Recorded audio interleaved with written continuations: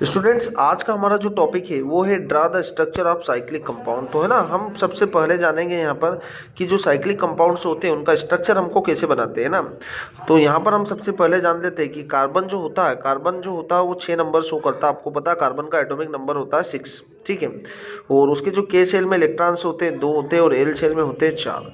मतलब जो कार्बन होता है उसके वैलेंस इलेक्ट्रॉन्स होते हैं 4। मतलब कार्बन की वैलेंसी जो होती है वो कितनी होती है? 4 होती है। मतलब ये 4 वैलेंसी शो करता है और कार्बन जो होता है वो टेट्रावैलेंट होता है ना।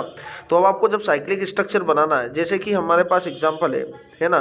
सपोज करो कि हम एक एग्जांपल यहाँ पे ले रहे हैं कि हमें यहाँ पर जो बनाना है, कार्बन हमारे पास कितने हैं? कार्बन हमारे पास 3 है और हाइड्रोजन जो हमारे पास है वो कितने हैं? 6 है। इसका स्ट्रक्चर बनाना आपको और साइक्लिक स्ट्रक्चर बनाना है, क्योंकि हम देख रहे हैं साइक्लिक कंपाउंड्स है ना। आप साइक्लिक स्ट्रक्चर बनाना तो पहले आप क्या करिए कि यहाँ पर 3 कार्बन लगा दीजिए और 3 कार्बन लगाए। अब तीनों कार्बन क्या होंगे? एक दूसरे से अटैच होंगे, ठीक है ना, इस तरीके से। और ये स्ट्रक्चर है ना। अब ये कार्बन है, हर एक कार्बन की देखो आप यहाँ पर हर एक कार्बन जो होगा वो 4 वैलेंसी को क्या करेगा? सेटिस्फाई करेगा। और सेटिस्फाई करेगा तो यहाँ पर 1 और 2, ये जो कार्बन है इस कार्बन से कितने बॉन्ड अटैच है? 2। तो आप यहाँ पर क्या कर दीजिए? 2 हाइड्रोजन को और अटैच कर दीजिए, ठीक है। इस कार्बन की देखो वैलेंसी अब सेटिस्फाई हो गई 1 2 3 और 4, ठीक है। ऐसे इस कार्बन के पास 1 2 3 और 4, ठीक है। ऐसे ये वाला जो कार्बन होगा इस कार्बन से 1 और 2 ही हो रहे, तो यहाँ पर 1। ऐसे ही हर कार्बन की वैलेंसी क्या हो रही? सेटिस्फाई हो रही। और सेटिस्फाई हो रही तो ये इस कार्बन में कितने मतलब इस जो साइक्लिक स्ट्रक्चर है इसमें कितने कार्बन प्रेजेंट है? 3 कार्बन है। तो आप क्या बोलेंगे इसको? साइक्लो प्रीफिक्स का यूज करना। कार्बन 3 है तो आप बोलेंगे प्रोप।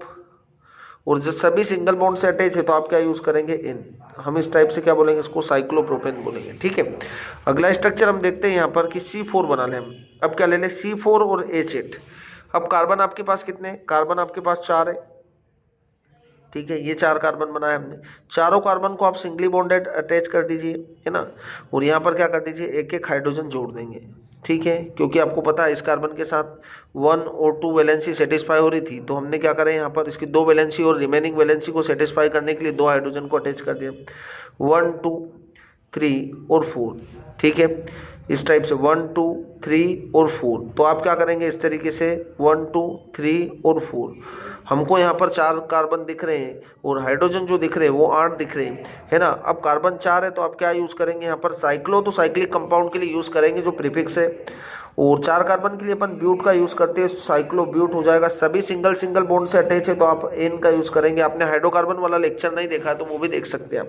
क्या बोलेंगे? हम इसको साइक्लोब्यूटेन बोलेंगे, ठीक है। अगला स्ट्रक्चर देखिए हम, यदि आपको बोल रहे हैं कि C5 और H10 है, C5H10 है, इसको साइक्लिक स्ट्रक्चर किस तरीके से फॉर्म करना आपको? तो आप यहाँ पर कार्बन को 5 कार्बन ले लीजिए पहले, ठीक है। पांचों कार्बन को सिंगल बॉन्डेड अटैच कर दीजिए और सिंगल बॉन्ड अटैच कर देंगे हम तो ये इस टाइप से।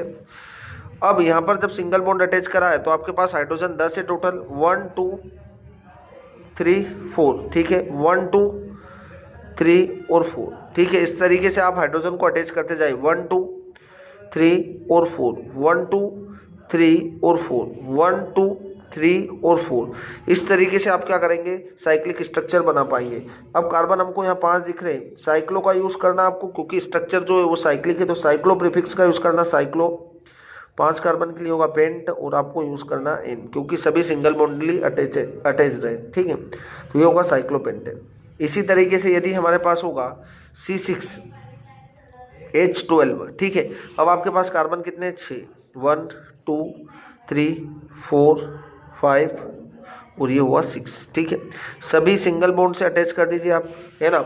अब यहाँ पर जब सिंगल बॉन्ड से अटैच कर देंगे हम तो हर एक कार्बन की वैलेंसी जो होगी रिमेनिंग 2 वैलेंसी हाइड्रोजन से सेटिस्फाई करते जाए आप, ठीक है। तो यहाँ पर क्या होगा?